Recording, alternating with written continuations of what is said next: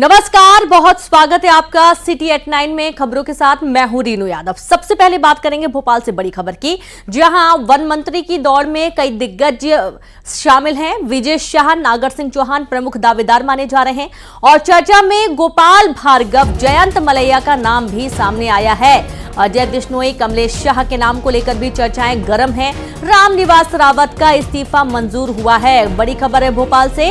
One मंत्री की दौड़ में कई दिग्गज नेता शामिल हैं और इसमें विजय शाह, नागर सिंह चौहान प्रमुख दावेदार हैं। तो वहीं चर्चा में भोपाल से गोपाल भार्गव, जयंत मलैया, साथ ही अजय बिश्नोई, कमलेश शाह के नामों को लेकर भी चर्चाएं जोर पकड़ रही हैं। आपको बता दें कि रामनिवास रावत, जिन्हें वन मंत्री का पदभार दिया गया था, हाल ही में विजयपुर के उपचुनाव के दौरान उनकी हार हुई है और अब उन्होंने इस्तीफा दे दिया है। और संवाददाता शैलेंद्र जुड़ गए हैं। शैलेंद्र, वन मंत्री का इस्तीफा देने के बाद जो जगह खाली हुई है, इसको लेकर कुछ प्रमुख नाम सामने आ रहे हैं, जो कि रेस में दो नाम सबसे आगे हैं।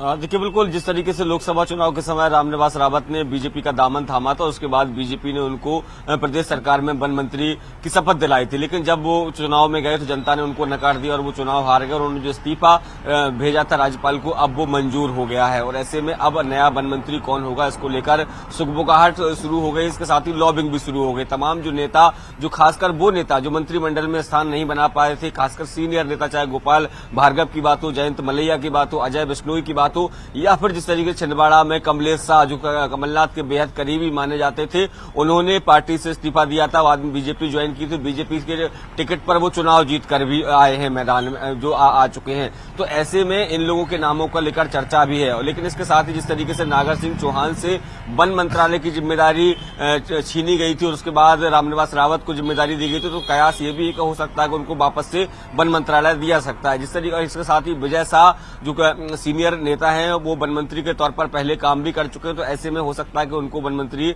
फिर से उनको प्रभार दिया जाए। हालांकि जैसे ही इस्तीफा स्वीकार हुआ उसके बाद अभी वन विभाग का प्रभार जो है मुख्यमंत्री डॉक्टर मोहन यादव के पास चला गया है। तो कई नेताओं के नाम जो है वो लगातार सुर्खियों में है। कई नेता जो है वो लॉबिंग करने में जुटे हुए हैं, खासकर वो नेता जो मंत्रिमंडल में जगह नहीं बना पाए थे। हालांकि अंतिम निर्णय जो है वो पार्टी आलाकमान लेगी और निश्चित तौर पर देखिए आने वाले समय में जब मंत्रिमंडल का विस्तार होगा तो 2 से 3 अभी मंत्रियों की जगह वर्तमान में मंत्रिमंडल में खाली है। तो हो सकता है कुछ नए नेताओं को भी एडजस्ट किया जाए। लेकिन फिलहाल वन मंत्री को लेकर जरूर जमावट शुरू हो गई है। कई नेता जो है वो अपने अपने तरीके से जो है वो जुटे हुए हैं कि उनका नाम वन मंत्री के तौर पर आगे बढ़ाए आलाकमान, उसके बाद वो नए वन मंत्री के तौर पर उनकी ताजपोशी हो सके। बिल्कुल, बहुत शुक्रिया आपका शैलेंद्र तमाम जानकारी के लिए। तो जल्दी इस नाम को फाइनल कर दिया जाएगा और वन मंत्री की जिम्मेदारी दी जाएगी। खबर उज्जैन से है, जहां बाबा महाकाल के श्रद्धालुओं के लिए बड़ी खबर है। नए साल पर ऑनलाइन भस्म आरती की परमिशन नहीं है। 26 दिसंबर से 2 जनवरी तक के लिए बुकिंग बंद रहेगी। नए साल में बड़ी संख्या में श्रद्धालुओं के आने की संभावना है और इसके चलते जो ऑनलाइन जो वीआईपी दर्शन होते हैं, नए साल पर भस्म आरती में परमिशन नहीं मिल पाएगी, क्योंकि भस्म आरती में जब लोग शामिल होने के लिए आते हैं तो बहुत भीड़ लगती है और काफी टाइम लगता है। 26 दिसंबर से 2 जनवरी तक के लिए बुकिंग बंद रहने वाली है, क्योंकि नए साल में बड़ी संख्या में जो श्रद्धालु हैं वो दर्शन करने के लिए जाते हैं, बाबा महाकाल का आशीर्वाद लेने के लिए जाते हैं। संवाददाता अजय पटवा जुड़ गया। अजय, ये बहुत बड़ी खबर है, जब 26 दिसंबर से 2 जनवरी तक भस्म आरती में शामिल होने के लिए परमिशन नहीं दी जा रही श्रद्धालुओं को। जी देखिए, उज्जैन बाबा महाकाल के दरबार में कोई भी व्यक्ति जो आता है और भगवान महाकाल से बड़ी आस्था रखता है, लेकिन नए साल के वक्त में सब अपने अपने तरीके से नए साल का सेलिब्रेट करते हैं। लेकिन कुछ भक्त ऐसे होते हैं जो नए साल का जो है सेलिब्रेट भगवान महाकाल के दरबार में करते हैं। तो ऐसे में जो भक्त जो आना चाहते हैं नए साल पर, तो अब उनको जो है ऑनलाइन भस्म आरती बुकिंग नहीं मिल पाएगी, क्योंकि जिस तरीके से अभी से ही बुकिंग फुल हो चुकी है और अब जो श्रद्धालु आ रहे हैं तो उन्हें अब जो है ऑफलाइन ही प्रयास करना होगा। और ऑफलाइन में भी जो 300 के आसपास जो परमिशन मिलती है, उसमें जिसका नंबर आएगा उसी को ही परमिशन मिल पाएगी। तो ऐसे में अब जो श्रद्धालु आएंगे तो बड़ी संख्या में महाकालेश्वर मंदिर में नए साल पर श्रद्धालुओं के आने की संभावना है। तो इसी को देखते हुए जो है ऑनलाइन बुकिंग फुल हो चुकी है और ऐसे में अब माना जा रहा है कि 2 जनवरी तक ये ऑनलाइन बुकिंग दोबारा शुरू की जा सकती है। जी बिल्कुल, बहुत शुक्रिया आपका अजय तमाम जानकारी के लिए। और इस तरीके से ऑनलाइन बुकिंग 2 जनवरी के बाद फिर से शुरू हो जाएगी, लेकिन 26 दिसंबर से 2 जनवरी तक भस्म आरती में शामिल होने की परमिशन नहीं है। आगे बढ़ेंगे, बात करेंगे रतलाम के सलाना विधायक कमलेश्वर डोडियार ने जिला अस्पताल के एक डॉक्टर पर गाली गलौज के आरोप लगाए हैं। और बताया जा रहा है कि कल रात जब वो इलाज के लिए भर्ती कुछ लोगों से मिलने गए थे, तभी वहां मौजूद डॉक्टर ने उनके साथ अभद्र व्यवहार किया और इसके बाद अस्पताल में गहमा गहमी का माहौल बन गया। इस घटना के बाद विधायक ने रतलाम के थाना स्टेशन रोड में डॉक्टर के खिलाफ एफआईआर दर्ज करने का आवेदन दिया है। वीडियो साझा करते हुए विधायक कमलेश्वर डोडिया ने कहा कि उनके विधानसभा क्षेत्र के कुछ मरीज रतलाम जिला चिकित्सालय भर्ती थे और उनका इलाज ठीक से नहीं हो रहा था और इसी मामले को लेकर वो मरीजों से मिलने गए थे। ये सर को गाली बक रहे हैं, इनके अपशब्द स्पष्ट रिकॉर्ड हो रहे हैं। मैं फरियादी हूँ, मुकदमा डालो, गिरफ्तार करो इसको। गाली दे रहा है यार, विधायक को गाली देंगे। आदिवासी इसको मुकदमा करो, पहले करो इसको, सबसे पहले विधायक को गाली दे रहा है। कल साहब कुछ भी आरोप लगा दोगे तो मानेंगे क्या? दादागिरी चलेगी क्या? दादागिरी क्या की?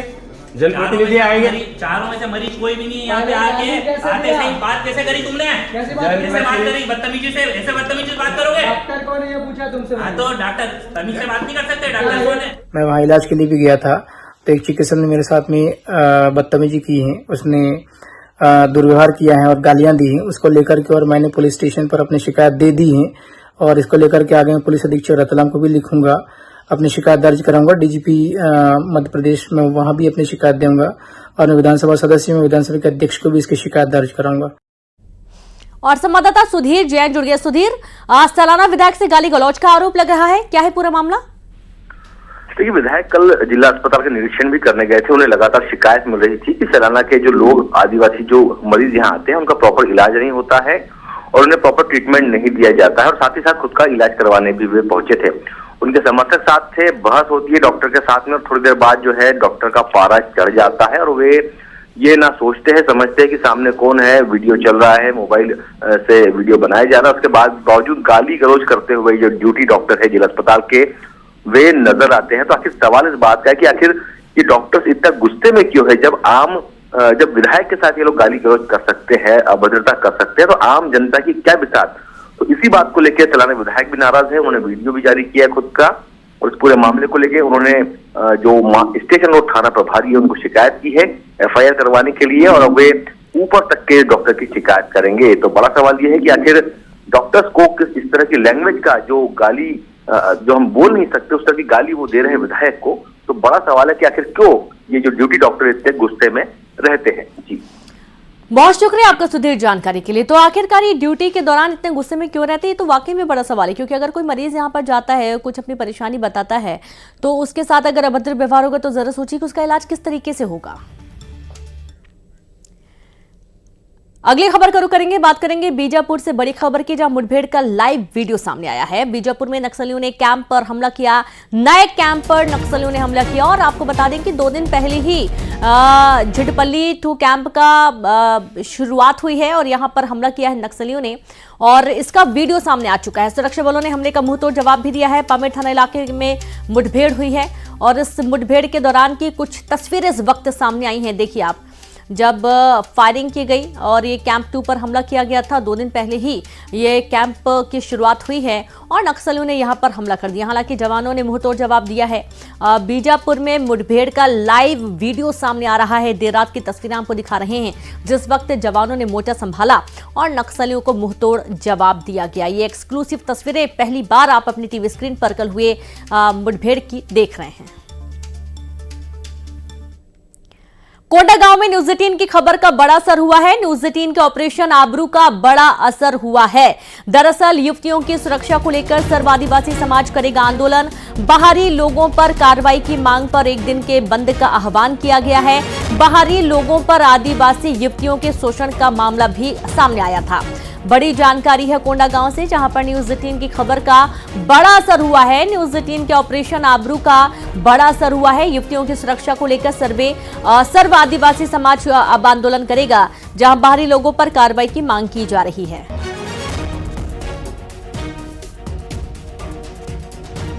किया वो बहुत ही सराहनीय और धन्यवाद के पात्र हैं, क्योंकि आपके न्यूज के चलते हमारे समाज को बहुत बल और सुरक्षा का एक संकेत मिला है, और प्रशासन भी आपके न्यूज के माध्यम से जो है एक्टिवता दिखाई है। और साथ साथ यहाँ के जिला प्रशासन को भी धन्यवाद दूंगा, आपके न्यूज के अनुसार जो है कार्रवाई करने में सफल रहा है। जी निश्चित तौर पे ऑपरेशन आबरू जो 8 नवंबर को न्यूज लगाया गया था हमारी महिलाओं की सुरक्षा को लेके, निश्चित तौर पे उसका एक बहुत अच्छा शहर में, क्षेत्र में एक बहुत अच्छा उसका मैसेज गया कि लगातार ऐसे महिलाओं के साथ जो घटनाएं जो हो रही है उसका ये हसल महिलाओं का जो किया जा रहा है, आज उसका नतीजा है कि पूरा आदिवासी समाज कहीं ना कहीं से जागरूक हुआ है। और आज इतना बड़ा मुहिम जो पूरे जिला को बंद कराने का जो मुहिम भी जो चलाया जा रहा है, निश्चित तौर पे इन सारे खबरों का ही असर है। और संवाददाता विवेक जुड़े। विवेक, आदिवासी समाज अब आंदोलन करने की तैयारी कर रहा है? जी हाँ, जिस तरीके से ऑपरेशन आबरू जो खबर चली थी उसके बाद से लगातार आदिवासी समाज में बैठकों का दौर चला था, और कल 7 सितंबर को सर्व आदिवासी समाज जिले को बंद का आह्वान किया, जिसमें सबसे पहले उनकी बड़ी मांग यही है कि जो बाहरी तत्व आ रहे हैं उन पर रोक लगाई जाए, ताकि जो समाज की महिलाएं हैं उनके साथ किसी प्रकार का अत्याचार और अनाचार ना हो, और उनके साथ उनको कोई बाहर के लोग जिस तरीके से प्रलोभन देकर बाहर ले जाते हैं और बाद में युवतियां परेशान होकर वापस आती, उनकी दुर्गति होती है, ये आदिवासी समाज का कहना है। तो उन्होंने कहा है कि अब कल बंद करके प्रशासन को, पहले हमने अल्टीमेटम दिया था लेकिन प्रशासन हालांकि कार्रवाई कर रहा है पर उस तरीके से नहीं जिस तरीके से बाहरी लोगों को पर रोक लगाई जाए। तो कल सर्व आदिवासी समाज एक बड़ा आंदोलन करेगा, जिले में बंद का आह्वान किया है। बहुत शुक्रिया आपका जानकारी के लिए विवेक। और इस तरीके से आदिवासी समाज ने बंद का आह्वान किया है और अब न्यूज 18 की खबर का ये बहुत बड़ा असर हुआ है। तो वहीं ग्वालियर में फिर सामने आया डिजिटल अरेस्ट का मामला। जिला मलेरिया अधिकारी 3.5 घंटे डिजिटल अरेस्ट रहे। जिला मलेरिया अधिकारी विनोद दोनेरिया के साथ ठगी की कोशिश की गई। सीनियर आईपीएस ऑफिसर को फोन करके जानकारी दी गई है। आईपीएस ऑफिसर ने बताया कि ठगों ने किया है फोन। जानकारी के बाद अधिकारी ने नंबर किया ब्लॉक। थाटीपुर थाने में मामले की जानकारी दी गई है। बड़ी जानकारी है ग्वालियर से, जहां पर एक बार फिर से डिजिटल अरेस्ट का मामला सामने आ रहा है। जिला मलेरिया अधिकारी 3.5 घंटे डिजिटल अरेस्ट पर रहे और जिला मलेरिया अधिकारी विनोद दोनेरिया के साथ ठगी की कोशिश हुई है। सीनियर आईपीएस ऑफिसर को फोन कर जानकारी दी गई। आईपीएस ऑफिसर ने बताया कि ठगों ने किया है फोन। जानकारी के बाद अधिकारियों ने नंबर ब्लॉक कर दिया है।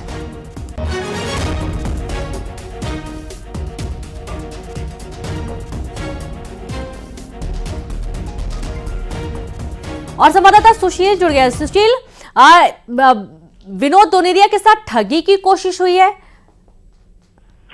बिल्कुल, देखिए ग्वालियर में डिजिटल अरेस्ट के जो मामले हैं वो थमने का नाम नहीं ले रहे हैं। पिछले सप्ताह ही एक जो आयुर्वेदिक डॉक्टर को डिजिटल अरेस्ट करके, हाउस अरेस्ट करके उससे 21 लाख रुपए की ठगी की गई थी। उस मामले में पुलिस अभी जांच ही कर रही थी कि कल जो जिला मलेरिया अधिकारी है विनोद दोनेरिया, उनको ठगों ने वीडियो कॉल कर डिजिटल अरेस्ट कर लिया। 3.5 घंटे तक उन्हें अपने अभिरक्षा में इन लोगों ने वीडियो कॉल के जरिए रखा और इसी दौरान हालांकि जो जिला मलेरिया अधिकारी विनोद दोनेरिया है उन्होंने ठगों का वीडियो कॉल कट कर जो ग्वालियर के आईपीएस अधिकारी है राकेश सगर, उनको फोन लगाकर इस बात की जानकारी दी। और जब सीनियर आईपीएस अधिकारी ने उनको बताया कि इस तरह की कोई छानबीन या कार्रवाई नहीं होती है, ये संभवतः ठगों का ही फोन है, आप इनसे बात ना करें और पुलिस को जानकारी दें। इसके बाद डॉक्टर विनोद दानोरिया ने थाटीपुर थाने में इसकी शिकायत की है। नंबर भी ब्लॉक कर दिया जिस नंबर से वीडियो कॉल आया था।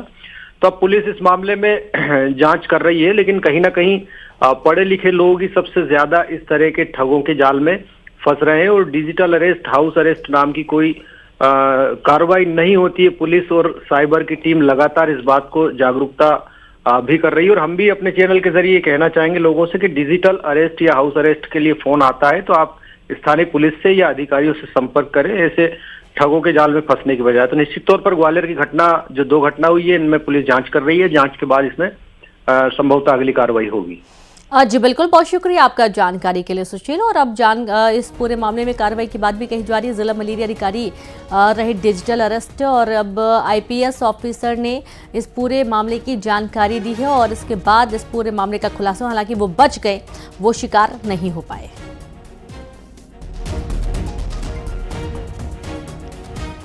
और अब खबर है अंबिकापुर से। ढोंगी बाबा मिट्ठू राम का सहयोगी चॉइस सेंटर संचालक को पुलिस ने दबोच लिया है। संचालक ने छात्रा के आधार कार्ड और मार्कशीट से छेड़खानी की थी। छात्रा के जन्मतिथि को 2010 की जगह 2000 कर दिया और मार्कशीट में छात्रा की उम्र 14 साल की जगह 24 साल कर दी गई। इसी दस्तावेज से बाबा ने छात्रा से एग्रीमेंट शादी की थी। चॉइस सेंटर के संचालक उपेंद्र बुनकर को पुलिस ने गिरफ्तार किया है। साथ ही लैपटॉप, प्रिंटर और कैमरा भी जब्त कर लिया है। जो छात्रा की मार्कशीट के छेड़खानी के मामले में पूरा एक्शन हुआ है। मार्कशीट में छात्रा की उम्र बढ़ा दी गई और 2010 की जगह 2000 कर दिया गया और आरोपी चॉइस सेंटर पर ये बड़ी कार्रवाई हुई है।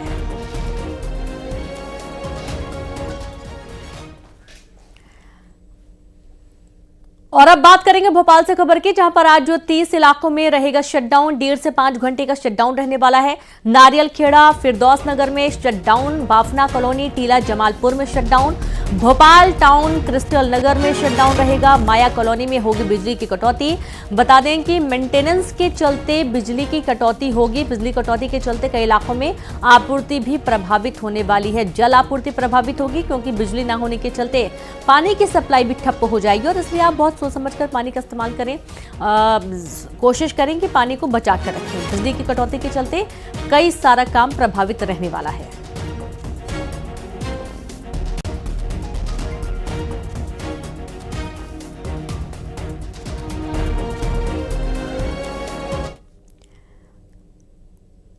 निर्मला सप्रे की सदस्यता को लेकर नेता प्रतिपक्ष उमंग सिंघार की याचिका हाईकोर्ट ने स्वीकार कर ली है। इंदौर हाईकोर्ट की बेंच ने याचिका को स्वीकार किया है। याचिका पर 9 दिसंबर को सुनवाई होनी है। आपको बता दें कि याचिका में उमंग सिंघार ने निर्मला सप्रे की सदस्यता रद्द करने की मांग की है और याचिका में कहा गया है कि लोकसभा चुनाव के दौरान बीना विधायक निर्मला सप्रे ने कांग्रेस छोड़ बीजेपी ज्वाइन किया था।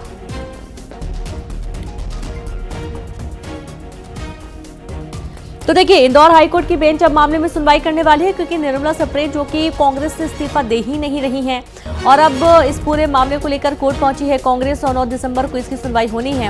उमंग सिंघार ने पूरे मामले को लेकर याचिका लगाई है जहां पर निर्मला सप्रे की जो सदस्यता है उसे रद्द करने की मांग की गई है।